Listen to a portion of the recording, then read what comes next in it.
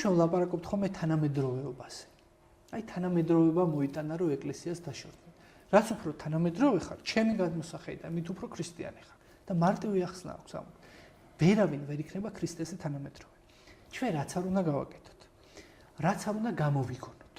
როგორი ტექნოლოგიურ პროგრესაც არ უნდა მივახციოთ, რა იდეაც არ უნდა გაგვიჩნდეს. 1000 სხვადასხვა ვერსია რო ქონდეს, საით შეგვიძლია წავიდეთ. ყველა ეს გზა ხო ღმერთმა შექმნა. ყველა შესაძლო ფორმულა რო ხო ღმერთმა გამოიგონა. ჩვენი ყოველი სიტყვა რაც შეიძლება წარმოთქვათ ხო ყველაფერი უფალმა შექმნა. ეს ხო არის ჩვენ რელიგია, ქრისტიანობა ხო ამას ამბობს.